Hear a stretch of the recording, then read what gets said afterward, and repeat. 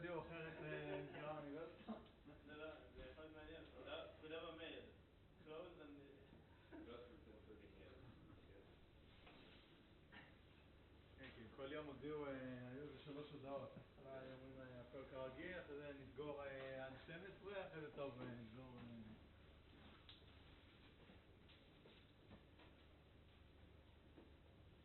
טוב, נראה לי שבכל זאת נתחיל.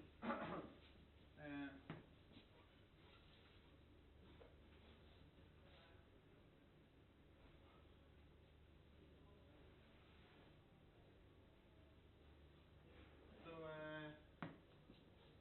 we'll continue talking about learning and generalization. So just to remind you of the terminology, notation.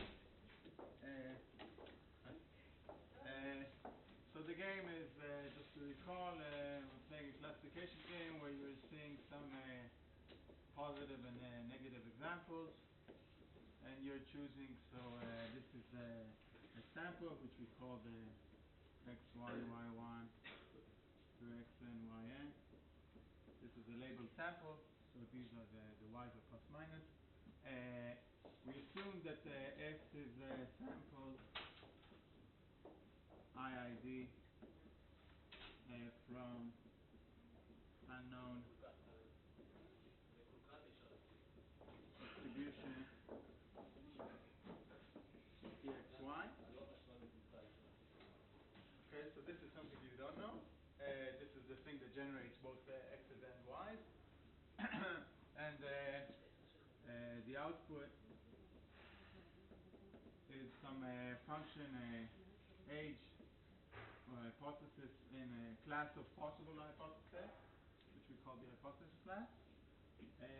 Okay, so age is a function from input to output. Okay, and then we define the training error of age,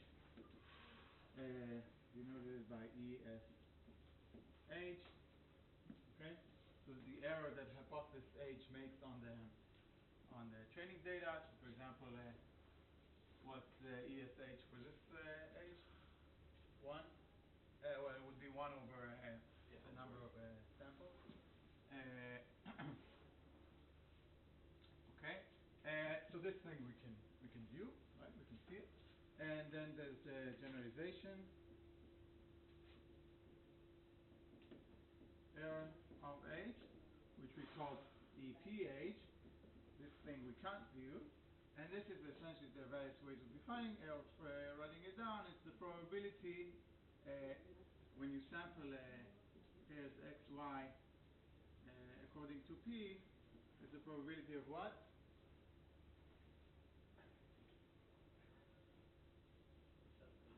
That age will classify it wrong, right? It's the probability of age x, should be uppercase maybe, not equal 1. Okay? So this is the probability that age will get things wrong. Okay? Is it a test set or generalization? It's over everything. Okay? So the thing that generates the samples for you, this PXY, okay? It can generate basically x's anywhere. Okay? So this is the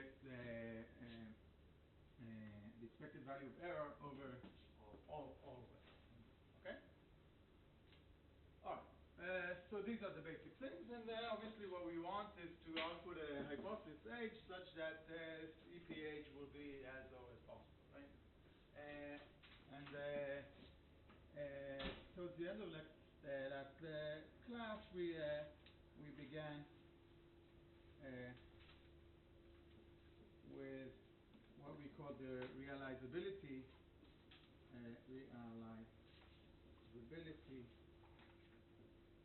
assumption on P, which basically stated what? That P, that the thing that generates the samples for us, actually classifies samples according to what?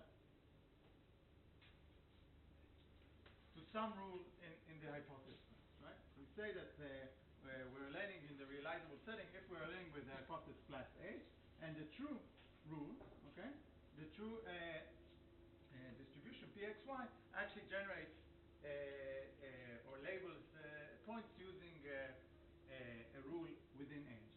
So in our setting, this was like in this example, this would mean that there exists some true rectangle that generates the samples for us. Okay? Is that right? Okay. So there's a simple way of formally stating this assumption. What does it mean? So this means there exists a hypothesis H, let's call it H0 in H, such that the generalization error of H0 is what? 0, right? So basically the realizability assumption means that you could, it's okay to wish for the stars in this setting. It's okay to assume that there is a hypothesis that there exists a hypothesis that will get 0 error. Okay? Right? Generally, it's not true. Right? We don't know. I mean, if we work with a certain hypothesis class, we don't know that the thing that actually generated the data is of that nature. But just to start out, we will assume that. Okay, so let's see what happens in this setting. So we'll do this often. We'll draw a graph where the x-axis is a set of possible hypotheses in A.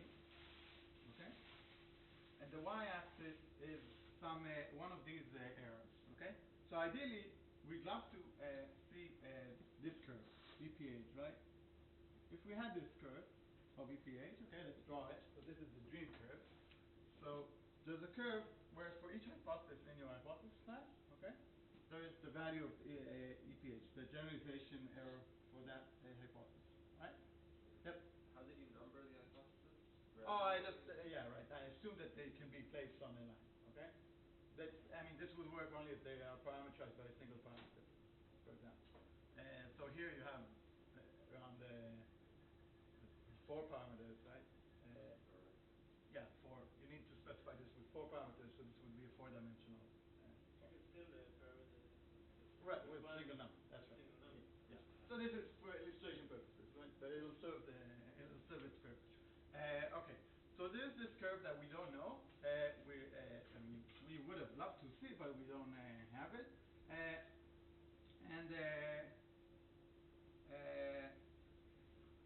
It looks something like this. Let's say this is EPH. Okay. Why does it look like that? Why is there a point, a 0 point here? Right, because of this assumption, right? So this is an H0 here. There might be multiple optimal hypotheses, but let's say there's one. Okay? It's a good exercise for you to think when there will be multiple H's here. But okay, so right, so at least H null by our hypothesis is something that obtains. Okay, so this is the thing that we don't see. Had we seen it, we would have just picked H0, right? That would have been perfect. Right. Yep. We count as errors both minuses that are within the rectangle and pluses that are outside. Yeah. Because So just they have the same. they have the same weight. Yeah. There are obviously generalization for cases where you want to weight things differently. Okay. So for example, if this is your hypothesis, so this is what you output. Okay. So where are the errors? The errors will be here, right? Okay. So EPH is basically the mass of this probability mass of this region. Okay. Over the total number of samples.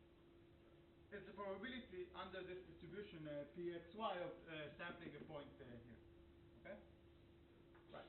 Okay. So this is the curve that you would have liked to see, but there is another curve which is the one that you actually see, which is ESH. Right. This one you can calculate. it might be a pain to actually go through all the possible hypotheses in your class and calculate the number for each, but it's doable technically. All right. So what would this curve look like? ESH. What do you think? Around the H0 it will be What would it be at H0? 0. 0, right?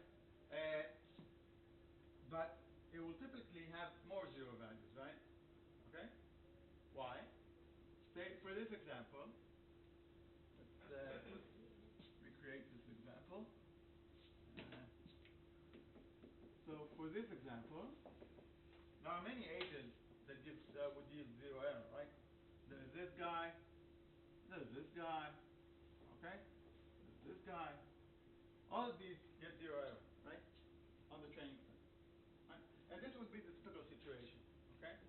That in this realizable setting, there will obviously be at least one rule that gives you 0 error, the true one, but typically there would be many more. If there's only one, then that's sweet, right? Because you can choose that, and it has to be the true one. Okay, but typically it would look something like, let's say, this, right? Obviously, you could also have, the x-axis doesn't mean much here, so it could be like this as well. But just I don't like too complicated lines, so let's say it's something. Okay. The main idea is that there'll be a lot of hypotheses for which there's 0 training error. Is that all right? All these rectangles. Okay. All right. Which one should you choose? You don't know, right? You'll end up choosing something here. I mean, if this is, this is the game, we'll just choose something here, and this is what did we call this one? This hypothesis? ERM. H-E-R-M. So the empirical risk minimization hypothesis. Okay? This is the empirical risk, and this is something that minimizes. There are a bunch of those, but you have to choose one, so you choose it, and that will be okay. Now, what are we interested in really analyzing? Okay, so we can't be content with the fact that we minimize the training error. What we're really interested in is what? This thing, right? Well, we want to understand. So this, what is this thing? This is the generalization error of the ERM hypothesis. Okay. So we'd like to have some theorems that talk about the value of this error. Okay. So the generalization error of your ERM hypothesis. Good. So this precisely is the theorem that I stated at the end of last class. So let me just restate it, and then we can prove it.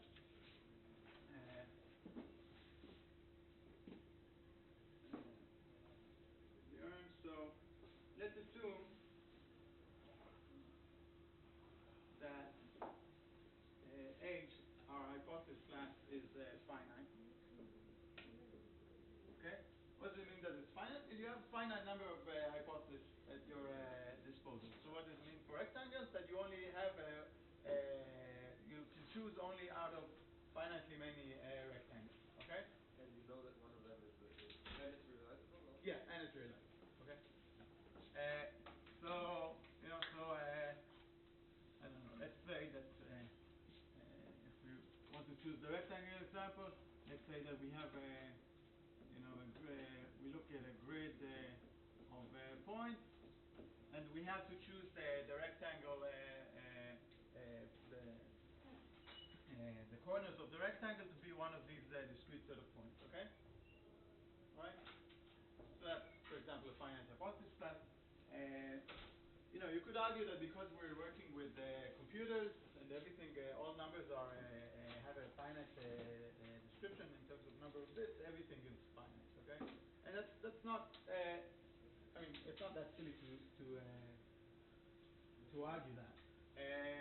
But there are, if you look at the continuous or at the infinite case, there are interesting things that come up. But for now, we'll assume a finite.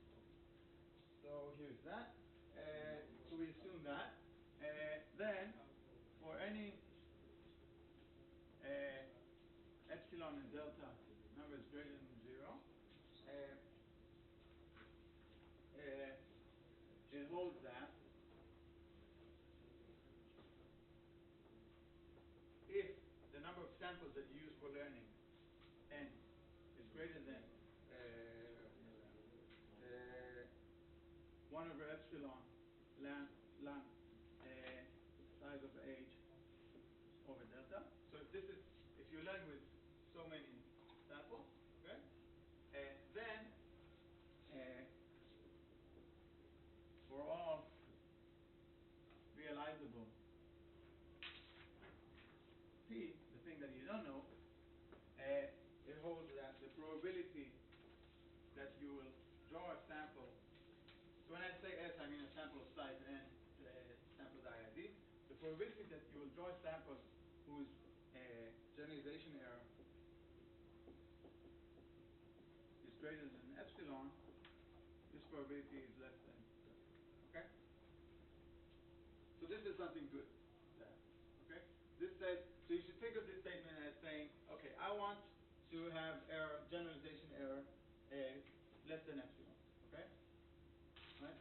And I want to know how many samples I will need to guarantee that. Okay? So first of all, you need to accept the fact that you will never be able to guarantee it with certainty. So you also have to give a confidence probability delta. And then what the theorem tells you is that if you take at least this many examples, then you know with probability essentially greater than 1 minus delta that your generalization error is less than epsilon. Okay? Basically, this tells you how many samples you need in order to achieve a generalization error that is less than epsilon. That's ES. Sorry? That's ES. EP, sorry. Okay? This means the generalization error of your the thing you learn with DRM. Okay? So it's like magic, right? Because this thing you don't know. Okay? You can't measure it. You don't know what this P is. But this thing holds whatever P is. Okay? It's essentially like a confidence interval, right? You looked at confidence intervals for, say, the mean of a Gaussian. So what does the confidence interval tell you? Is that if you use a certain, let's say, maximum likelihood for estimation, then and you state some interval, then the true mean is going to be within that interval with high probability. Okay, so it's the same type of statement. It's essentially a confidence interval about your the generalization error of your hypothesis. Okay, right? The hypothesis that you learn. Is there any way to understand why, or just to accept it? I'll show you the proof. That should get us closer to an understanding. But I mean, basically, if you accept the fact that there are confidence intervals for, say, you analyze confidence intervals, so it's the same type of magic, right? Okay. I mean, basically, intuitively, you could say if you see enough samples, right? If you see enough samples from this rule, then it sort of makes sense that you will be able to get low error eventually, right?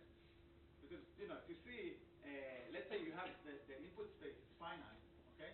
Then if you see enough samples, you probably see all the possible inputs at some point, and then you could probably get zero error, right? So that at least intuitively it's not impulsive, right? Okay.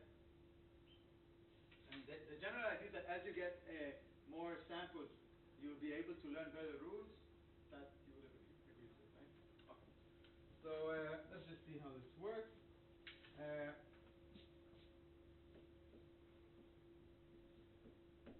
Okay.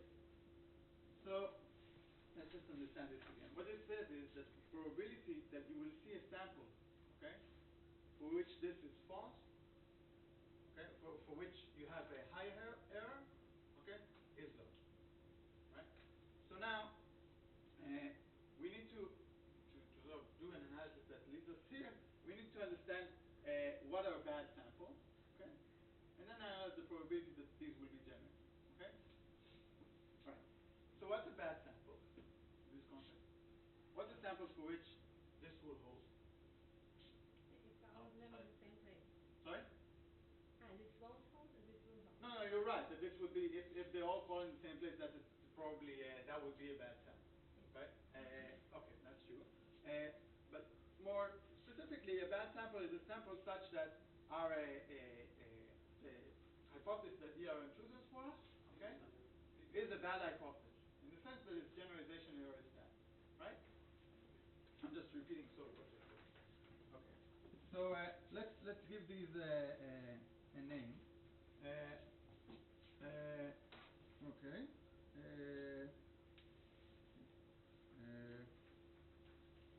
Yes. So let's say this way. We are worried about hypothesis says H such that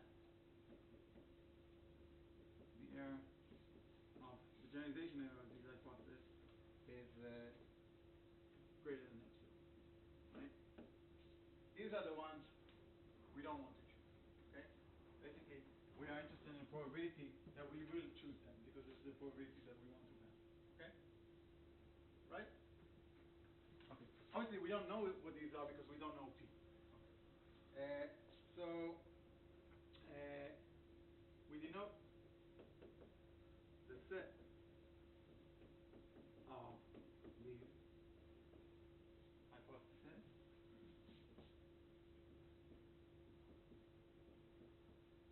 by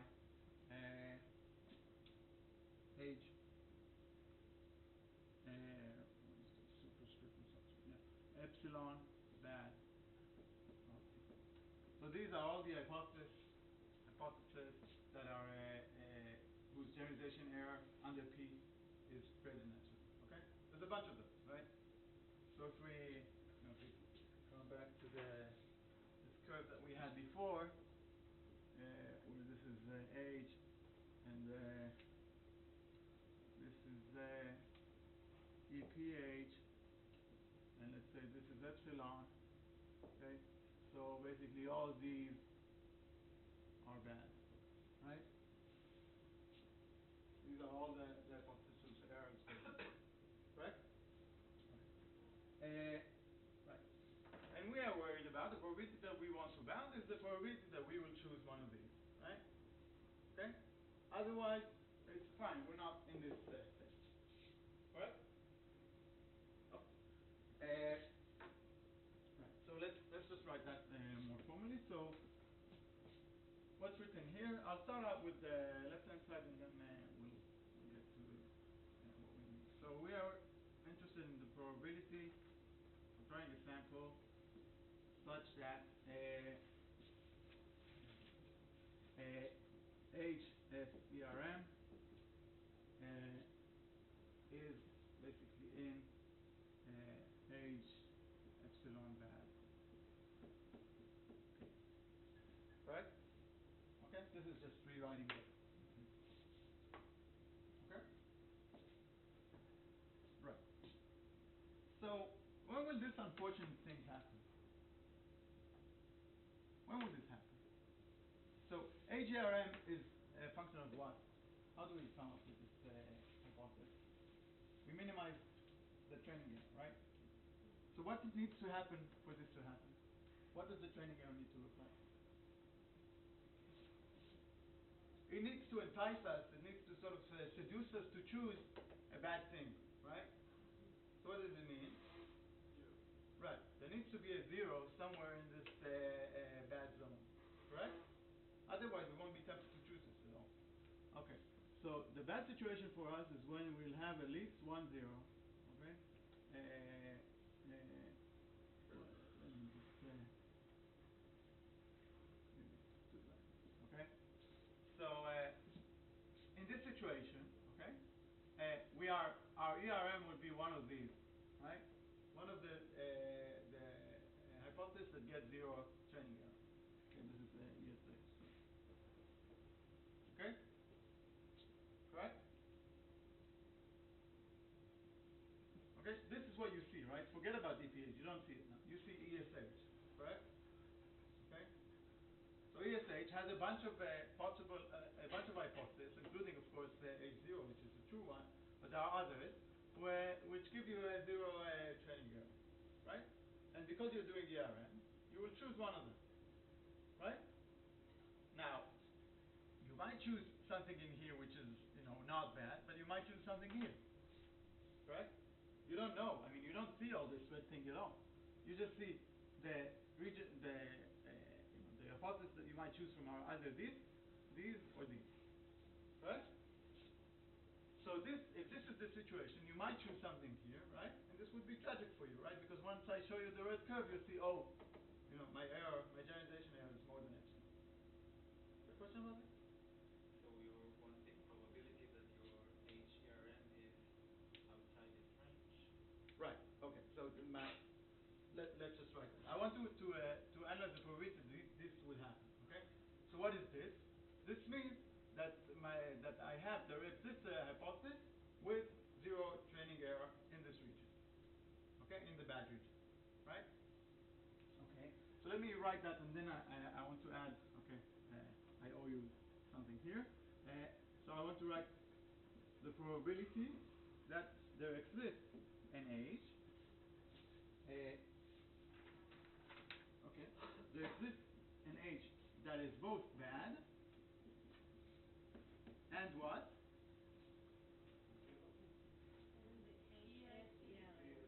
Right. And age S. Sorry. Yeah. U E S H is zero. But Right? that doesn't guarantee you'll choose it as the Right. Okay. So that's why I left this out. So is there equality here? Not necessarily, right? Because I don't know which one I will choose. I might be somehow lucky and choose the one that is actually not that bad. Okay. So so there's an inequality here. Right. So this is less than a, right? Okay. Because if this happens, the set of events when this happens, okay, is a superset of this, okay, right? And you can think, if you don't want to think about it too much, this is more pessimistic than this, right? So that's why the probability of something bad happening here is larger than here. But if you want to think about it more cool-headedly, you should just think of what set of events this defines as opposed to this, right? So if this happens, sorry, if this happens, surely this happens, okay? So for you to choose, for your ERM to be bad, this has to be, has to happen, right?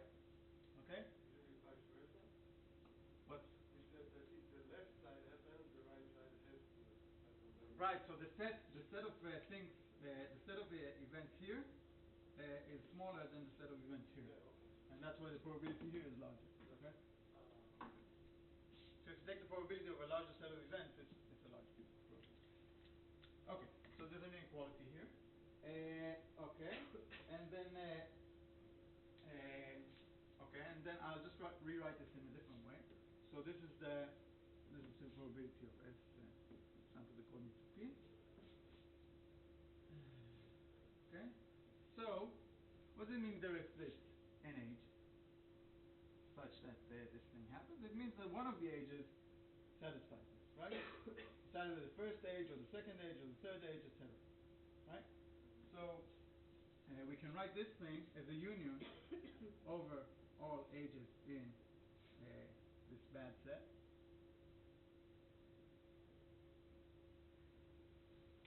That is age. Okay?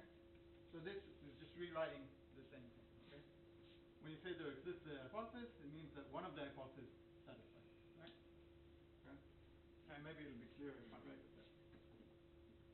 There exists an hypothesis such that the training error is zero. So it's the same thing as saying one of the hypotheses is either the first or the second or the third. So this is a union.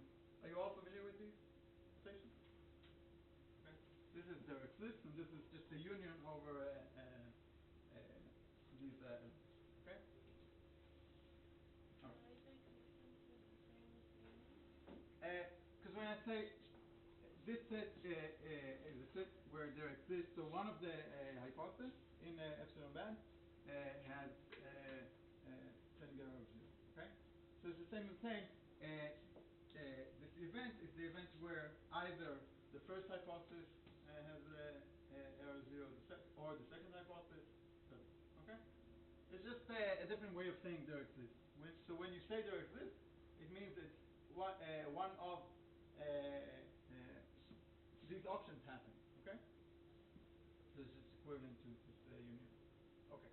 So when you see a union over a finite set of things, in probability, you should be happy.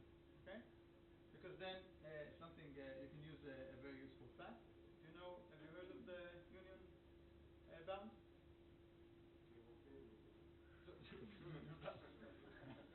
I think we just passed that bound. Okay. So let me just write it before we actually use it. I'll just write it. So if A and B are events,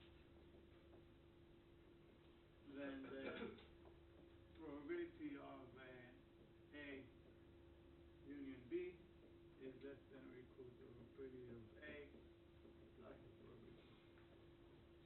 Okay? The union bound. Okay. This is known as the union bound. Right? What happens if they're disjoint, the events? It's equal, right? Otherwise there is overlap, and you need to basically when you do this thing, you're over counting the events in the overlap, and you need to subtract them out. But we don't care about that. So there's obviously there's equality if you subtract the probability of the overlap, but this is what we need, because in our case it would be difficult to analyze the overlap. Okay? All right. So now, and obviously this holds if you have 3 events, then it'll just be the probability of the union is still less than the probability of those 3. Okay? But only for finite set of events. Right. Well, if it's infinite, it's still true, but it's not necessarily useful. Okay? You can have it stronger, right? Sorry? Because it will turn out not to be useful for us. Okay? It's still true that we have the inequality. I think even if it's infinite, we won't. Yeah. Okay, let me not comment. Right, so I'm not going to use this. So using the union bound, I will write that this is less than or equal than the sum. Okay, this is the key thing here. The sum over bad hypothesis of the probabilities that training error. Okay? So you will soon appreciate that this is much simpler than this. Okay? So what does this tell us? It tells us take a sum over all the bad hypotheses. Okay? And for each hypothesis, you should ask what's the probability that you will generate a sample such that this hypothesis correctly labels them. Okay? Is that all right? Can Yeah. you say that in our case it's equality compared to cases that are mismatched? No, right. So no. So this is actually this would generally be a strict inequality because there is overlap here. Okay. So why is there overlap? Same case that like same case it will minimize do the ESH 0 but Mhm. do the sensitivity. Right. Okay. So there is overlap here because there are samples for which there will be multiple bad hypotheses that satisfy this condition. Okay. So for example, if you have, say again, this is the sample. Okay, and let's say this is the correct rule. Then, for example, this could be a bad hypothesis, and this will also be a bad hypothesis. Okay, assuming that their errors are greater than whatever epsilon you chose. Okay, so there are many. The point is that for a particular sample, there would be generally multiple hypothesis in the union that satisfy this constraint. Okay, and then these events overlap. You just think about it for a little bit. But for now, this is just applying the union, right? So why is this much simpler? Because if you ignore this thing, okay, so you have a sum of hypotheses, and now you fix one bad hypothesis. Okay, so what are we asking here? We're asking the following. Okay, let's say this is setting, and there is some age. Okay, so this is some age in whatever age epsilon as p. Okay, so this is one of the ages in this sum. What are we asking here? We're asking for this particular age, which is say this rectangle, right? What's the probability that we will we'll take a sample of size n such that its empirical error will be 0. Okay? Right? Sorry?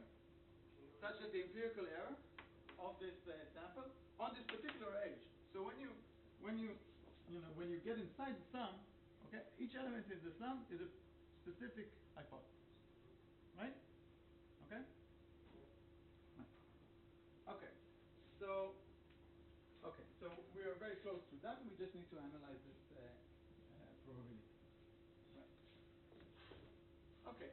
So let's see. So let's say this is our age that we're interested in inside the sum, and let's say this is the true hypothesis, right? Okay. So what is this region here?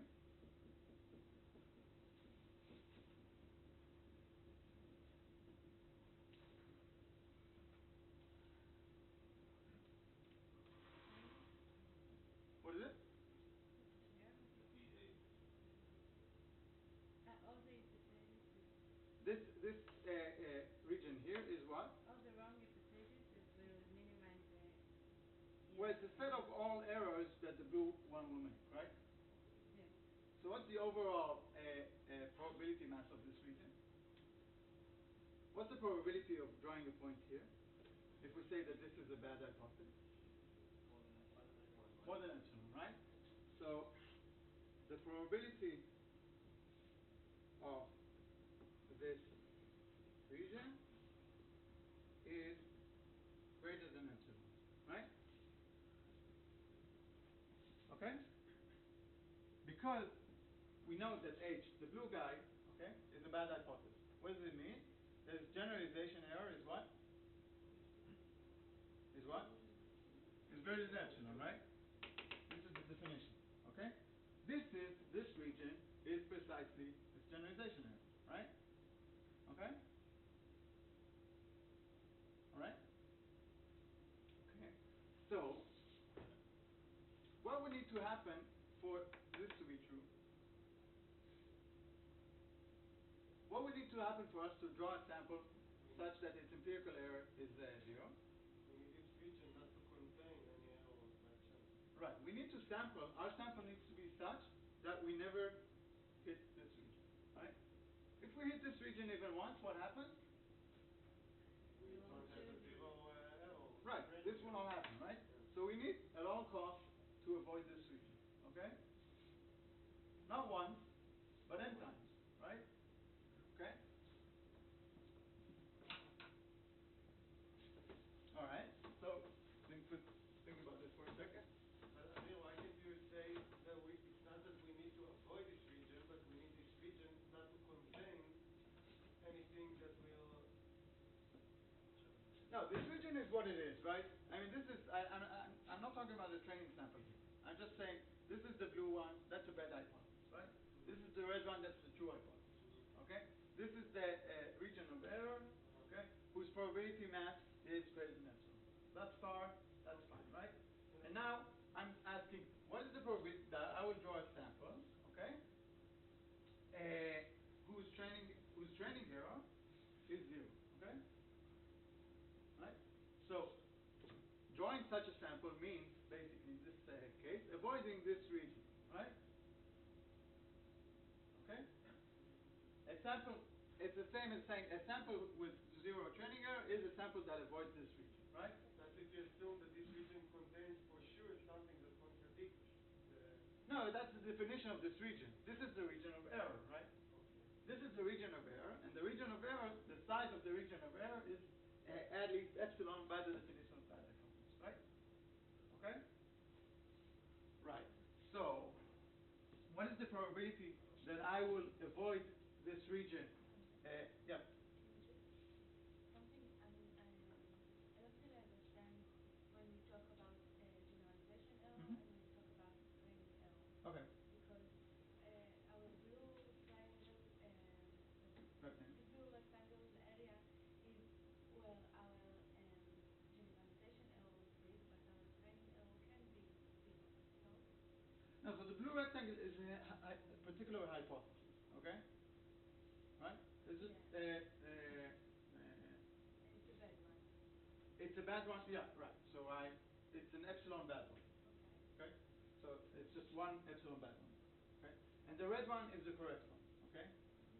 Now this region is precisely the every point here is the point that you get wrong, okay?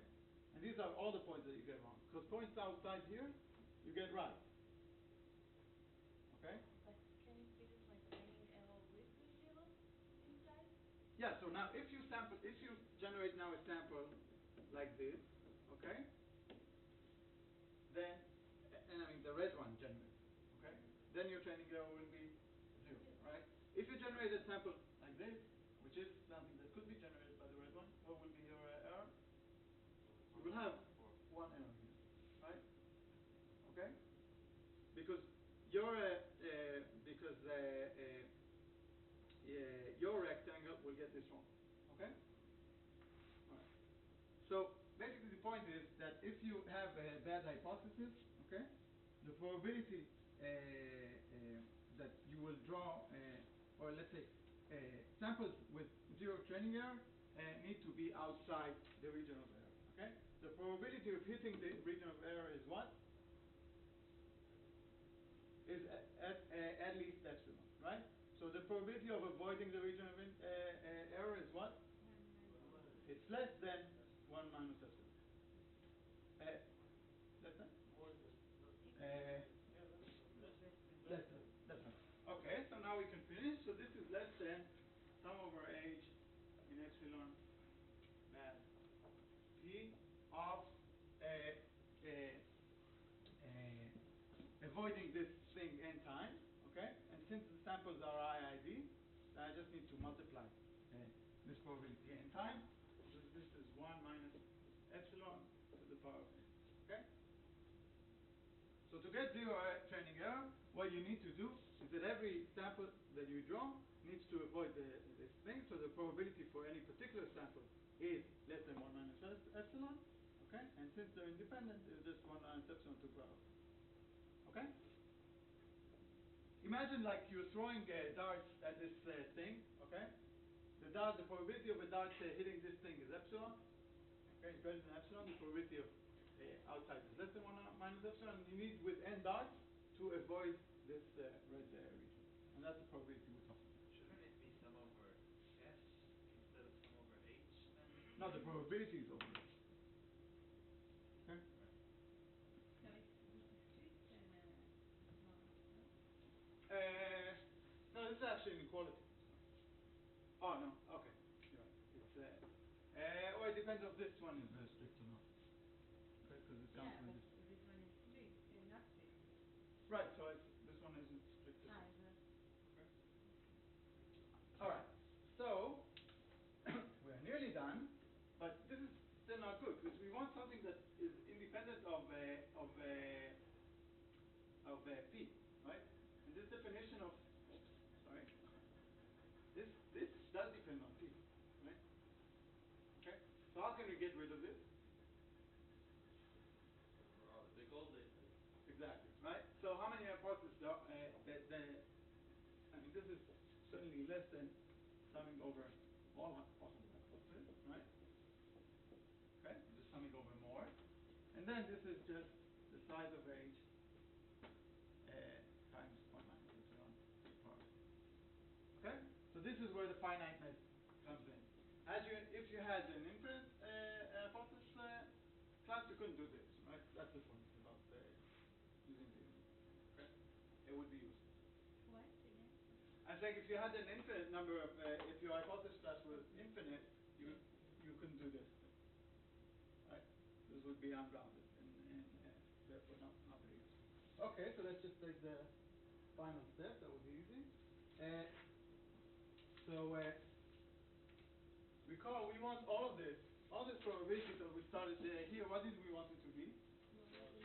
Less than delta, right? Okay. So we want this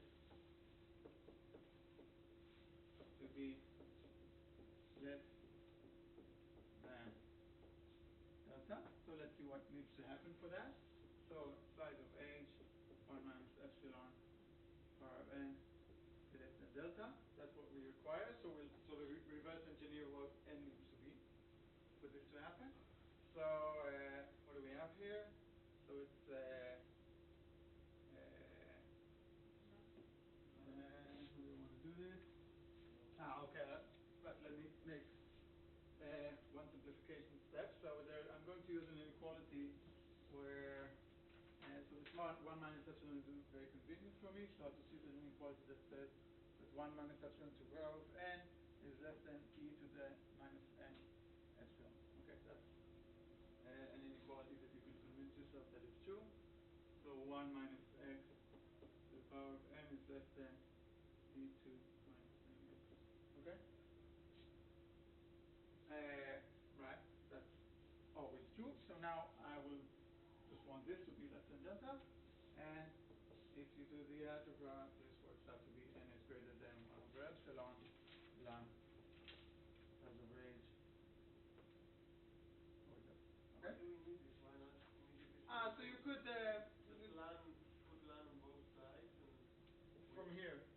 Yeah, it would be we have n lan something, right? And then mhm. then we can just divide by the lan and we get n. You will get let's see, you will get 1 minus epsilon minus n is it works out nice nicely this way, but it's h over delta. So now it would be because you would have ln 1 minus epsilon. We have lan a. No, so I'm doing what you want. Okay, so I'm not using this. You wanted me not to use this, right? So now if I take the ln, I get ln h over delta is less than n ln 1 minus epsilon. Actually, it's fine. Okay, let me correct that. So this is fine. So you could do n greater than 1 over ln 1 minus epsilon. The reason is that people like the dependence on epsilon and delta to be polynomial. Oh. And then let's just On delta it's not polynomial. sorry? On delta it's not polynomial. Yeah, it's logarithmic. On epsilon, you want to understand the polynomial dependence. Okay, so we'll see next class the case where this is epsilon squared. Right? So you don't have to. I mean, you could. The theorem obviously could also say n greater than 1 over ln 1 minus epsilon ln h over delta, and this would be type. Okay. All right. So that is the proof, and then yeah, we continue with that. The n has the inequality in n larger than 1 over epsilon. Here you mean? Here, yeah, it's not strict, but the line. So this should also be. I'm being a bit sloppy about the strictness and okay.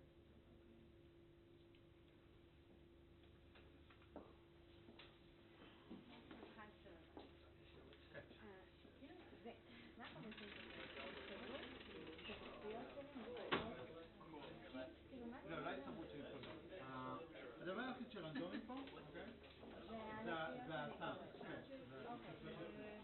וזה אומר, מה ההסתברות שתקבלי מפגע, כך שהדבר הזה יתקיים. אוקיי, אז ההסתברות של זה, וזה פשוט, אני מזכירה, אני מציינת שלא תשכח כאילו, התצפיות הן מתוך עולם. בדיוק. זה מה כאילו, זה אומר שהן מתפלגות לפי PIID.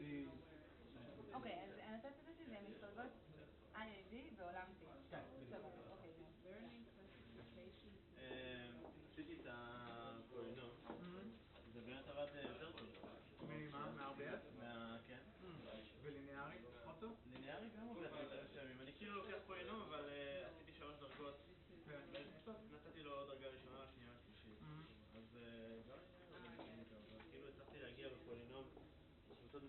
לקורלציה של 0.44.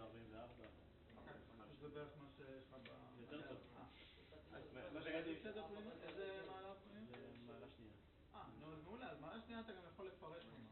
זהו, אז השאלה, האוטפוט שהוא נותן לי זה בדיוק אותו דבר. אני כאילו מקבל עכשיו פחות ספורט וקטור, שזה סימן טוב. אוקיי. זאת אומרת, מתוך בשביל 27,000 נבדקים, אז יש לי 2,000 ספורט וקטור. אבל הוא כאילו, הדרך שהוא מציג אותם היא לא שונה ממה שהוא מציג אותם. נכון, כי הוא עושה בדרך כלל, זה משהו כמו סכום על... הוא אומר שזה גמא, זה כאילו, זה שוגריים גמא. פה יש לך איזה אלפא I, משהו כזה, 1 ועוד X. אני אראה לך, מה שהוא אומר לי בפירוש שהוא עושה בתוכנה, אוקיי. זה פשוט שהוא לוקח איזשהו אלפא, גמא, ואז הוא עושה V תג U, ועוד איזשהו E0, לא משנה, ואז זה בחזקת D. עכשיו, הפרמטרים שאני שואל עליהם זה גמא זה הקרן, זה הקרן. כן, זה הקרן. כן, נכון. אז כאילו... אבל מה שזה אומר לגבי המכונה שבסוף יוצאת לך, זה סכום על K, שזה הנקודות. יש לך איזה אלפא K, שזה המשקל של הנקודה K, ופה יש לך משהו כמו, זאת אומרת, זה הפונקציה עבור X מסוים, זה שווה לזה, זה כפול X, אני מצא גם כמה, מילי 0.1 בריבוע, אוקיי?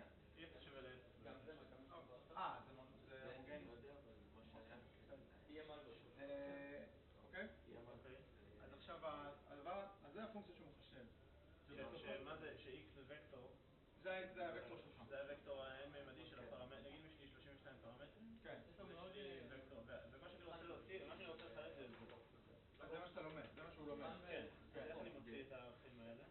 זה צריך להיות באוטפוט של הקלאסי שלו. לא, הוא כותב לי כאילו לספורט, וכל ספורט וקטור יש לו אלפא אחר. נכון. יש לו כאילו... אז כאילו, אז איך אני אומר מה, אני יודע מה, אני רוצה לחלט כאילו את המשמעות של כל אחד מה-X'ים. זאת אומרת, אני רוצה... לא, ה-X זה הסאמפל ה-K, כן? כן. זה הדאטה סאמפל ה-K. נכון, הוקטור אבל בסוף אני רוצה להגיד, יש לי נגיד, לא יודע, 3 משתנים, אני רוצה להגיד מי מהם יש לו את האלפא הכי גדול.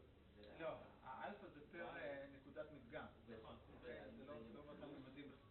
כן, יש לך נגיד, נכון, אבל... אין נקודות, יש לך אין נקודות מדגם, כל אחת ממד B, אוקיי? כשB זה 32 או משהו, ואין הוא, לא יודע, שם זה כבר מספר, 5,000, אוקיי?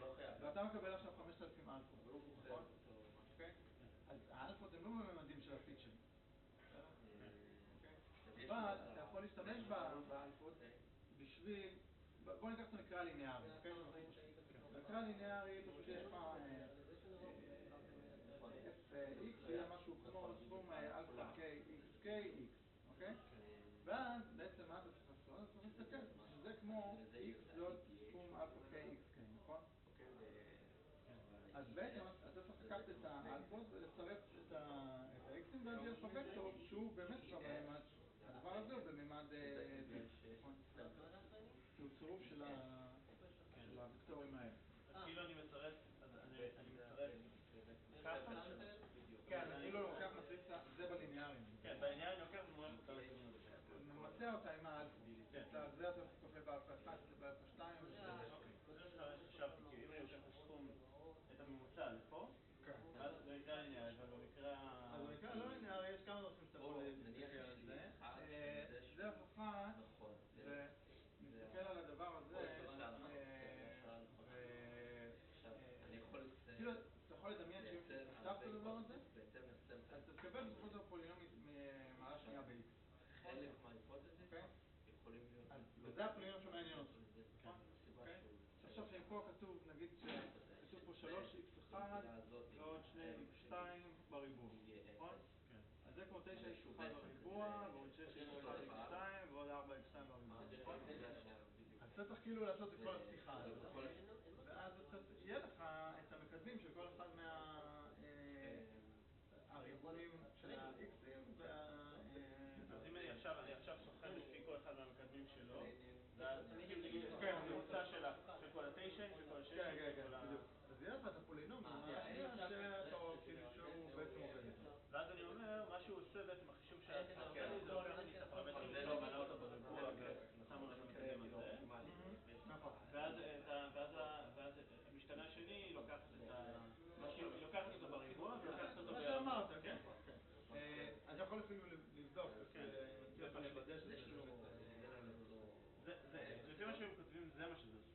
כן, אבל...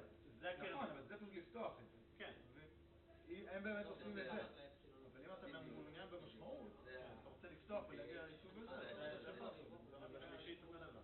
כן, אז יהיה, אבל יהיה לך גורמים משולשים. כן. אבל דרך אגב, תשים לב שאין לך פה ליניארים. למה אין לך פה ליניארים? אם היה לך פה אחד, אז היית מקבל גם ליניארים. אז אולי עדיף לי כן להוסיף את זה כמו... כן, יכול להיות. של אחד, יקבל רק את העניין. כן. כי הדפולט זה... אני חושב שכן, אבל זה בעצם נכון, אם יש לך... אוקיי, עכשיו עוד שאלה קטנה. אם אני כבר נעצור אותך, אז עוד זה כל השטח הזה, שזה הג'נרל, נכון, זה בעצם... יש לנו עכשיו, אנחנו רוצים להגדיר קבוצת פרמטרים חדשה, זה כאילו שאלה יותר שקלאסית.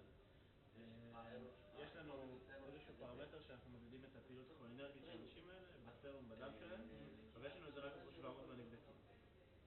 עכשיו אני רוצה להשתמש בדאטה הזה שיש לנו לגבי הפעילות הכו-אנרגית שלהם, בשביל לבחור קבוצה של פרמטרים, מתוך 600 פרמטרים שיש לי, לבחור מתוכם את הפרמטרים שהם הכי רלוונטיים בשביל לקבוע את הפעילות הכו-אנרגית.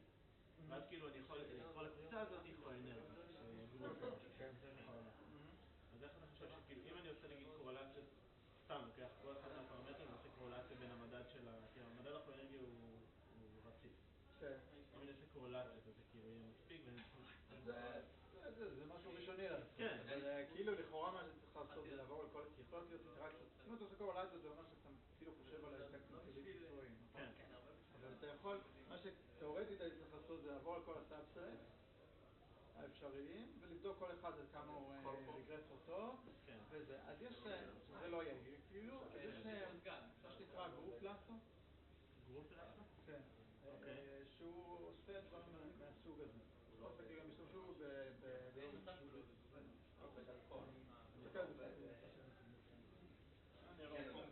לא הבנתי את הבדיחות. כי רוני, אתה ישן, כנראה נראה לי שהבנתי.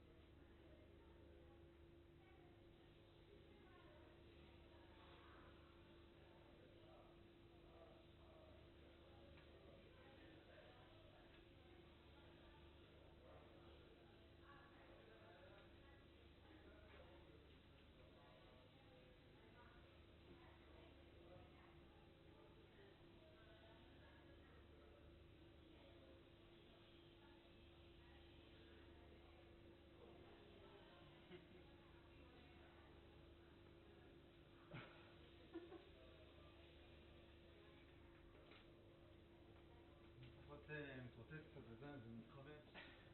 רואים שם קצת. בוא נמשיך.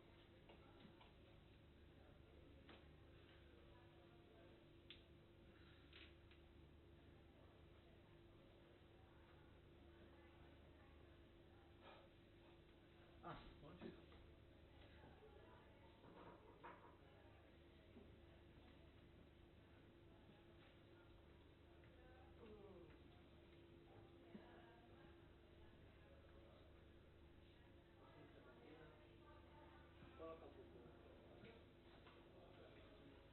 אני מקווה שזה לא עוול. לא, זה רק איתי. יש להם שלא יכולים לקרוא אותו.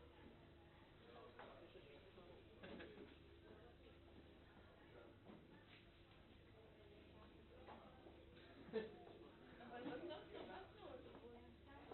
כן, לא, חיפשנו אותו, זה היה כאילו משהו כזה. והיה פשוט כי הנהג היה מעצבן, כל הזמן, לא נתתי לו קוד חדש. Alright, so let's continue. So basically what we have shown here is that when you have a finite hypothesis class, then there is a result that says that if you have at least, if you use at least so many samples, you have a guarantee on your generalization. Okay? So this is for finite hypothesis class, and you might wonder whether the same happens for infinite, for a case of infinite hypothesis class. Let's say a rectangle where any rectangle is possible, right? So then it becomes much less obvious, and actually it's not generally true that if you have an infinite hypothesis class you can get such guarantees. Okay? Alright? So I just want to mention briefly because we call hypothesis classes where you can get such guarantees, we call them PAC learnable, or probably approximately correct learnable. Okay? So if you have a hypothesis class for which you have guarantees of this type, meaning that if you use enough samples you will know your generalization error is bounded by epsilon, we call such a class PAC learnable. Okay? So, yes? Regarding what previous theorem, did we use realization? Yes. Assumption of realization? Because we assume that there's always that there will always be a hypothesis that minimizes, that gets the zero training error. Okay? Means this ESH, right? Okay? ESH equals 0. That's where the realizability comes from. That's the realizability. Sorry? That's not as strong as realizability. Well, we basically use the fact that for any training sample there will be a hypothesis with zero error. Zero training. Yeah, zero training. Okay. Right. That's technically Weaker what than it is. realizability. Sorry? That's weaker than realizability. Yeah. Yes. I'm not sure that if there was significant any that it would change the bounds. But, yes, that's what we use. All right. So the full definition is in the notes. I'll give you a rough definition of PAC. So we say that class or hypothesis class H is PAC learnable if there exists an algorithm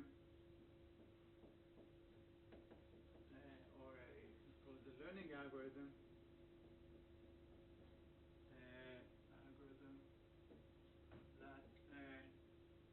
that provides a guarantee as in theorem 1. So I won't repeat all the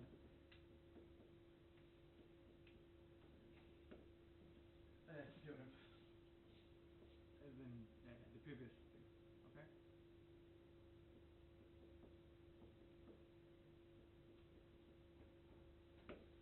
So basically we say that the H is learnable if there is an algorithm such that if you learn where there exists a number of samples, that if you learn with this number of samples you'll get a generalization error that is at most epsilon with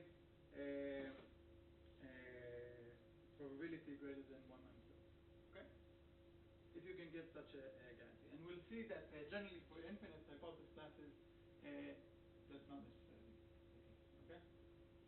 Right? This basically says that you can generalize, okay? That you can learn and generalize with this hypothesis class. Right? Because you know that if you use enough samples, you will have some guarantee on your generalization. Alright? Now you can imagine why, if you have an infinite number of possible classes, you might not be able to attain this. Right? So generalization might be hard, and we'll show this a lot more formally later. Okay, but just so you might encounter this term in places. So this is probably approximately correct. So what's the probably stand for? Is it epsilon or delta? Delta, right? Approximately is epsilon, because you're not exactly correct, you're approximately correct. Okay? So this is where the P and the A come from. Right. There's a nice book by Kearns and Vazirani that covers this. There's also a recent book, I don't think it's out yet, by Shai Shrat and Shai Ben David. Namani? Whose daughter is with us. Very nice book on learning theory. I think the Shai's lecture notes are online, but the book itself is probably coming soon. All right. Okay, so thus far we talked about the realizable case. Okay, so all these guarantees are for the realizable case, and they actually guarantee that whatever epsilon you want, okay, you will be able to. There is a number of samples that will give you this epsilon. Okay. So naturally, this only can happen in the realizable case where your hypothesis class is such that it can generate arbitrarily low errors for you, right? So now, as we said, that's generally not true unless you pick a large enough hypothesis class that will certainly contain your the true rule. But what's the price you pay for that? Right. So you will need more samples, and this is only for the finite case. So if we're talking about the infinite hypothesis classes, then this becomes meaningless, right? So the bound is meaningless. You can't put infinity. Okay. So we want to talk about, we want to switch to learning in the unrealizable case.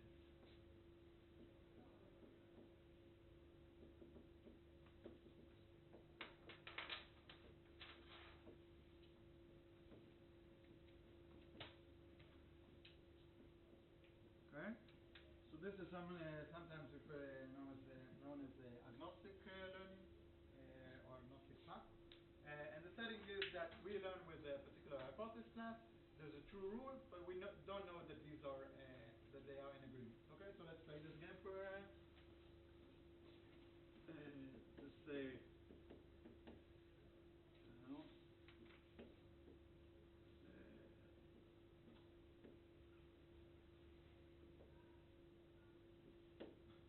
these are the examples you see. Okay, and now you need to give me an age. Well, it's open game now, right? So you need to decide which age you are using. And let's say I force you to use rectangle. Okay? Age, capital H. Okay? The hypothesis class that you are using, let's say it's still rectangle. Okay? You're forced to work with rectangles. You think it's nice and compact. So what will you choose? I think it's hard. Okay. Let's say here, okay? So you can't get the zero error anymore. That fun part is trigger. Yeah, zero training error, right? And naturally, you won't be able to get generalization error zero as well, right? For this, because you've already seen something that's better than this. Right. So what will you choose? Probably go for. Let's say you still do ERM. So you choose some. Okay. All right.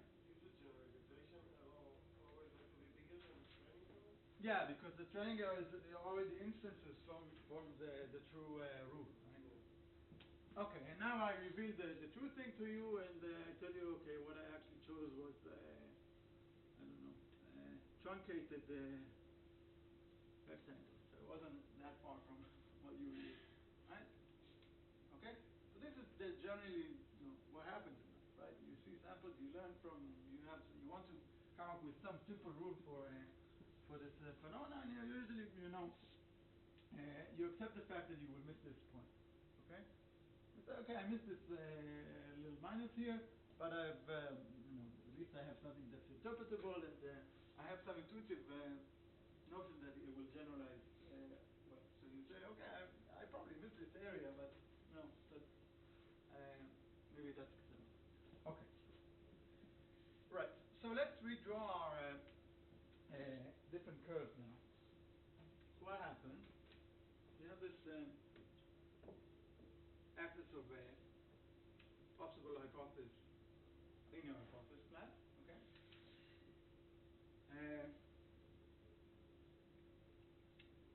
There is called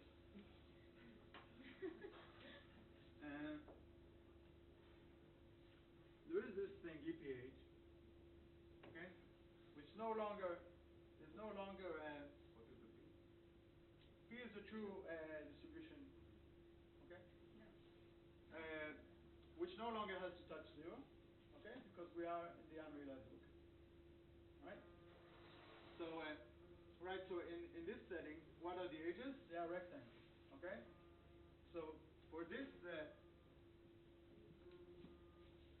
for this truncated rectangle, there is no rectangle that will get a 0 error, right?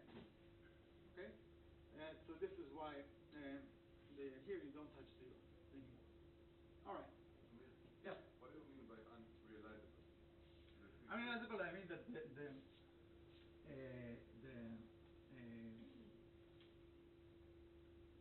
the thing that generates the true rule that generates the data, okay, is different from your hypothesis class, okay, and that your hypothesis class cannot attain 0 error on the true rule, okay. For example, this is the true rule, and there is no rectangle that would get that would agree with this thing, right? Yeah.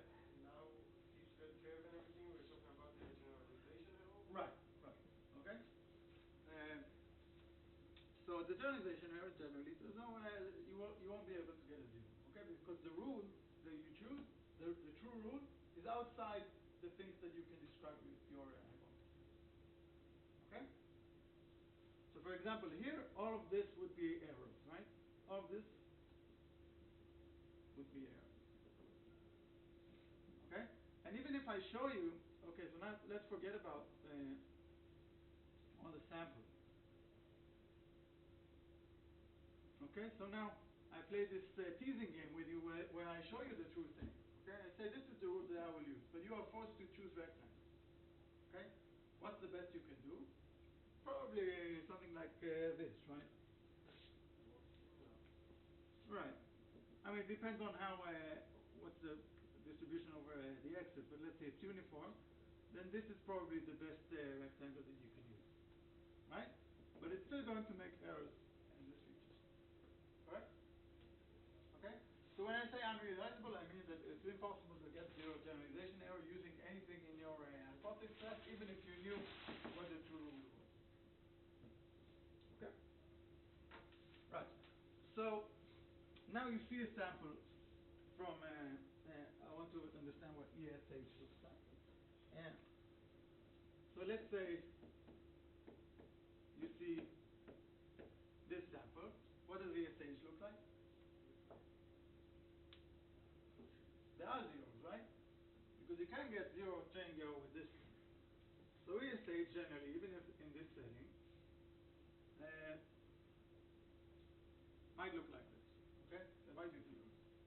There might not be, right? So if in the previous example that I gave you, where I had all these pluses here and the minus here, ESH was actually bounded away from 0. Can we assume that always when the generalization error have a minimum, Mm-hmm.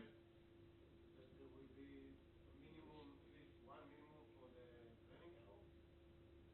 Sure, the training error is a function, so naturally it has a minimum. Yeah, but can we assume that they always have a minimum in a common point? No, that's the thing, right? Because it's always like this when you draw the graph. Then I didn't mean to. So let me make it more explicit. It could be like this as well. All right? But that's a essentially, that's exactly the question that we are asking. What is, how is the blue curve related to the red curve? Okay? Sorry? Be unique, the red curve? No, not necessarily. And it's a sample, right?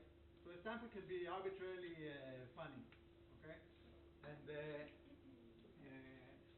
no necessary relation between these two. In the realizable case, we had at least one point where we knew how they were related, but this is no longer the case. We did say before though that the generalization error will always be bigger than the training error. Well, because the training error was what for the realizable case? Right. So it was naturally you can't get lower than 0, right? But this is no longer the case. So it's true only for the realizable. Yeah. So now the unrealizable case is different. Okay. So some simplifying assumptions we could make there are not true here. Here there are just these two curves. They generally can be very different. Okay. And as you said, what we would like to understand is the relation between these two things. Okay. And in particular, what we would really like to understand is the relation between the minimizer of this and the minimizer of this. Okay? Right. So what is this minimizer here? What does this point mean? What is this hypothesis? You have to describe it in a word. Sorry? One that is closed. Right. It's the rectangle that best fits this the true rule. Okay? And intuitively, we can't really hope for much more than that, right? Okay? So if you work with rectangles, the best you can hope for when you use a training sample is to what? To find the best rectangle for the true rule. Okay? Which is exactly this thing. So I think I have a name for it. But as you said before, it depends on the distribution of the x's as well, right? Because this is not necessarily the best rectangle for us. No, but if, let's say you knew the red thing, okay? Yeah. And you know that you work with rectangles. Then it does make sense to minimize the red curve, right? Because this is the best rectangle that you can use for this problem, okay? Yes, but I'm just saying that the best rectangle is not necessarily the one that will be as similar as possible in area, but maybe there is an area within the rectangle that contains more x's. Right. So that, as I said, when I do this, this is for uniform, okay? But in any case, there is this, if you knew this red curve, you would choose this thing, right? Because you are interested, the true thing that you are interested is always EP, okay? And since you're limited to these edges, you will choose the one that minimizes the generalization error. But what's the tragedy? That you don't know this red curve, okay? But this is something, it makes sense that this is something that we should aspire for, right? So let's give it a name. So I called it, I think in the notes I called it sorry for the shaking. So this is H star P. So this is the hypothesis within your hypothesis class that attains the lowest generalization error. Okay? Right? And let's give the, so it has, okay. There is the error that this thing attains, which I will call E star E. Okay? So the stars are meant to signify the good thing. Okay? So H star is the best hypothesis for if had you known P, and E star P is the lowest error achievable using hypothesis class H. Okay? So as I said, these are probably the best things that we can aspire for. Okay? If we learn with H. Okay. Right.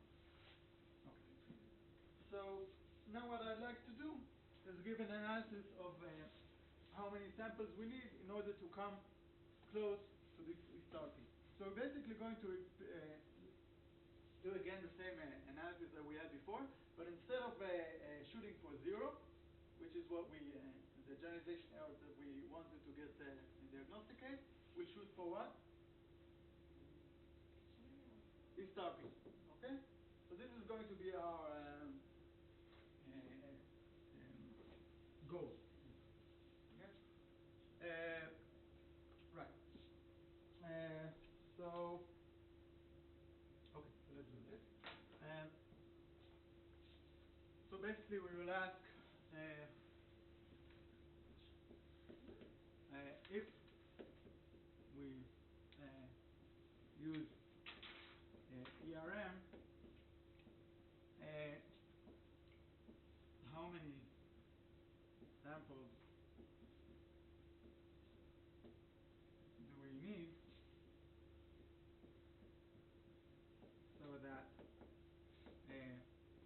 generalization error of ERM is within epsilon of E star P. Okay? So this is one main thing we'll ask, and this is a direct generalization of what we had in the realizable case. Another thing we might be interested in is, given our training error, what can we say about generalization?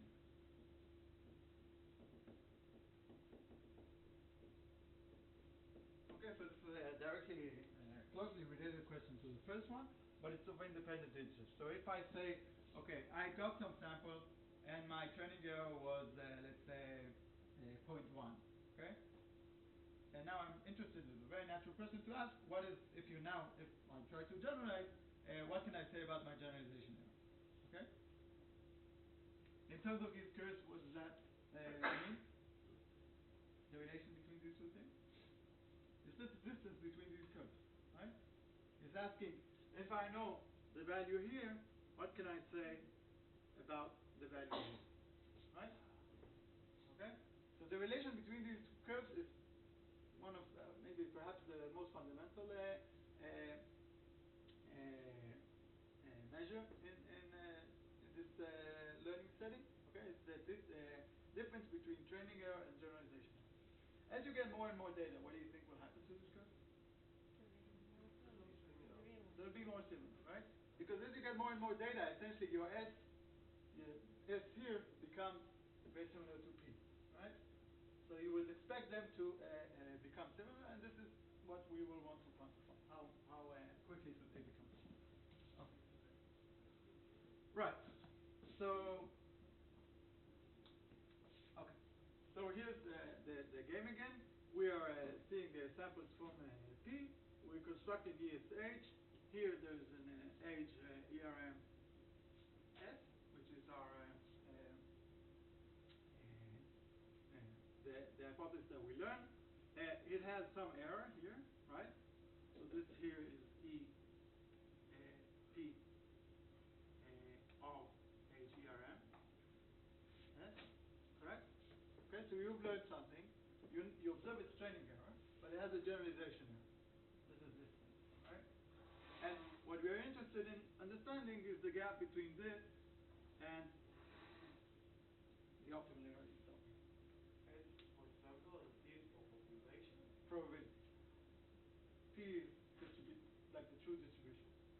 It's the same as we had before. P is the true distribution. I think of it as probability distribution. This is just a common notation for distribution. It's fixed for Sorry? population, but If that helps you. but it's still a deterministic. But Otherwise, usually, it's true. Yeah. Oh, there's no point randomizing there. Okay. This is going to be worse. Even the true in H. That's outside. No, here I'm not even going to assume that the P is deterministic, that Pxy is deterministic, because once you leave realizability, then it could also be stochastic. Okay.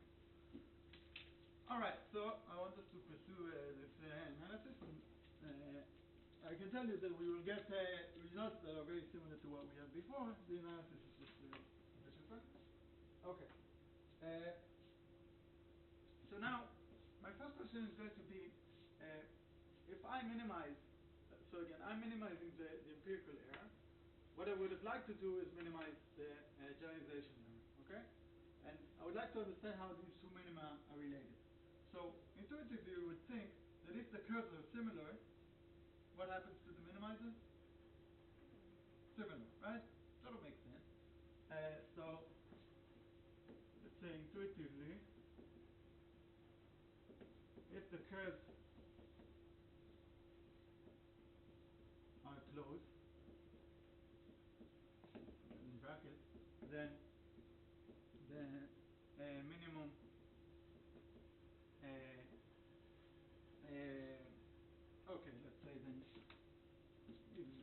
the generalization of ERM, which minimizes the training error, should be close. That's another sense of close to E star P. Right? Okay, so let's draw this desired case where this is EPH and this is ESH. Okay, you can just have it even more optimistic. Okay, so if the curves are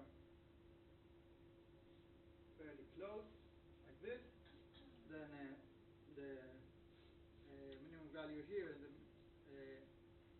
this value here. Okay, so this value and this value are close, right? Okay, so this is the generalization error of ERM, and this is this generalization. Okay, so how should we? I mean, what's the natural way of defining the distance between curves? The maximum deviation between the curves, right? So I would say that two curves are similar if their maximum distance is small. Okay. All right. So now we can make all this argument more formal. So this is a lemma known as Vapnik's lemma. It says the following.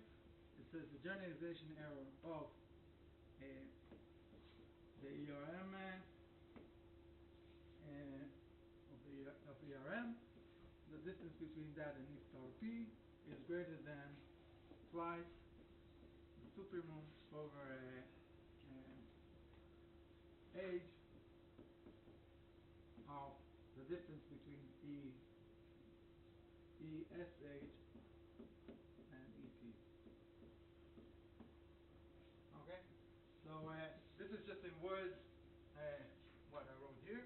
Basically says if the two curves are, you take the two curves, this is the training curve and this is the generalization curve. You look at the difference between those two curves and you take the maximum difference, okay? Shouldn't be the other, the quality shouldn't be the other one around? Oh, is that right? Yes. Okay. So the right hand side here says what is the difference, the maximum difference between the two curves, okay? Why do you take it twice? You'll see. Okay, but this is, forget about the two. This is the difference between the curves. Okay, the maximum difference between these two curves. So what you should do to get the right hand side, let's say this is the age axis, this is EP age and this is ESH. Right hand side says look at all possible, so let's say this is these are all the possible ages. Look at all the differences between the curves here and find the maximum difference, okay? What's the difference between that and math? No, soup is like math, okay, only for possibly infinite, when you're maximizing over an infinite number of things, and okay, it's a technical difference. Think of it as a math, okay? I'm not allowed to write math here, but you can think of it that way. Okay? So this just says the maximum difference between the two curves, okay? So let's, for example, say that there is one nasty hypothesis such that it looks like this, maybe. Then this would be the value here. Okay, it's the maximum difference between the two curves. Why do you take the Sorry. to measure the other way? Right, you could, but then you need to come up with the relation between this thing that is what you're interested in and your measure. So that's one reason, and the other is that we know how to bound this thing. Okay, and there's a theory. You could imagine that people have tried many things, and there's particular things that lead to nice theories. So you only see the tip of this effort. Okay, so this is the difference between the curves. It's one measure of the distance between the curves. And this is the difference between the generalization of ERM, which minimizes one curve, and E star P, which minimizes the other. Alright? And basically what this means is that if the curves are, if this thing is small, meaning the curves are close,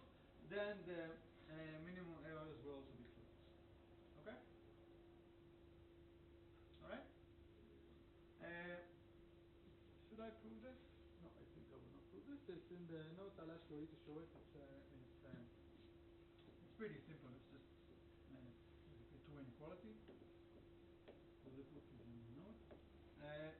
But it should tell us at least one thing, that we should aim to understand this difference here. Okay. So if we could understand when the two curves are similar, then we basically also understand this thing that we want to analyze. Okay? Right?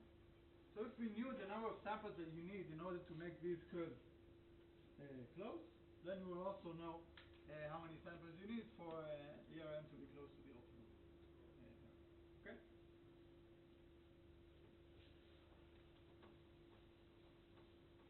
So Vladimir Vapnik was one of the fathers of this field. Essentially developed a complete theory of understanding the relation between these two curves of the training, or an empirical curve, and the true curve. Okay? He has his first book, I think, is called Convergence of Empirical Estimates, something to the expected value. Okay? So again, what do we have here? This is an empirical estimate, right? And this is the true expected value. Right? And you're worried about the difference between these two things. And from the left side of the inequality, I mean, Here? yeah, the first one is the value that equivalent to the smallest value of the blue curve. This is this. Yeah. E star P is the lowest value of the red curve. On the left side. And the left side is you take the minimizer of the blue curve, Yeah, and you look at its value on the red curve. Okay? yeah. You need to contrast two things that are in the same units, right? So you're contrasting two things that are generalization error. One is the optimal generalization error, and one is the generalization error of your ERM. Equivalent, yeah. Yeah. Okay? Right. So let's see what we can. Yeah. Okay. So this is one basic useful fact that we will use. And okay, I think I might have time to. Okay, let me give you the theorem, just so if we can't make it, we know what the result is. So I'll give you a theorem that's equivalent to what we showed for the realizable case.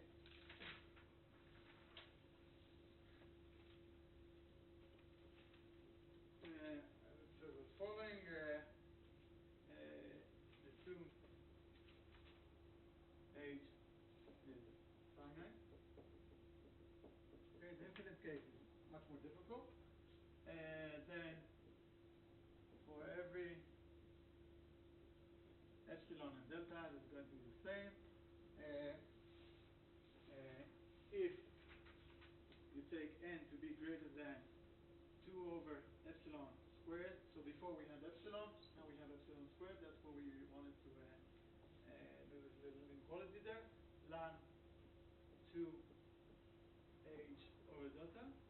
Okay, so if you take this many samples, this bound is very similar to what we had before, just instead of epsilon we have epsilon squared, in the ln we have 2, we have 2 here, but roughly the same.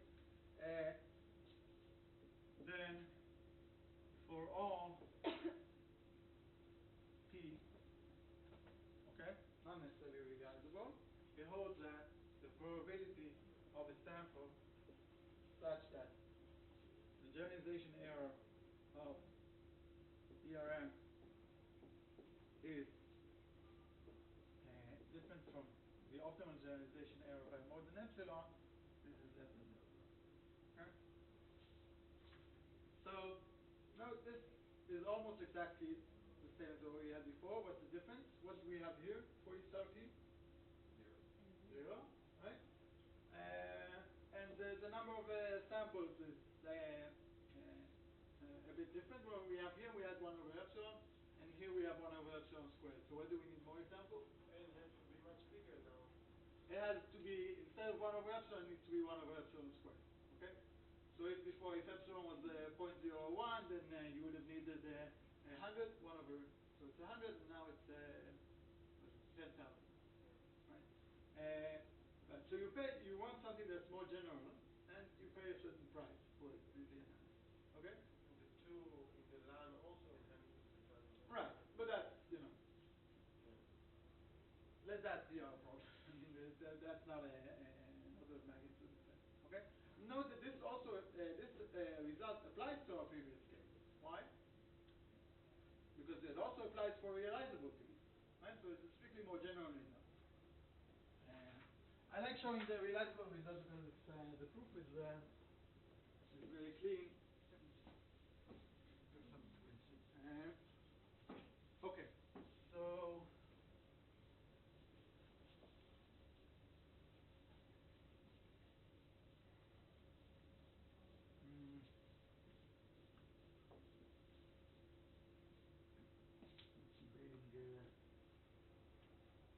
okay, let's do something and then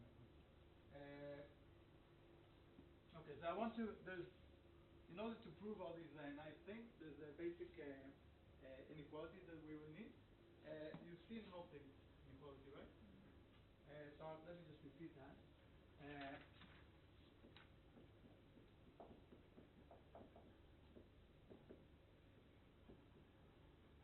So these types of inequalities are very, very useful in learning theory. It says that let x1 to xn be Bernoulli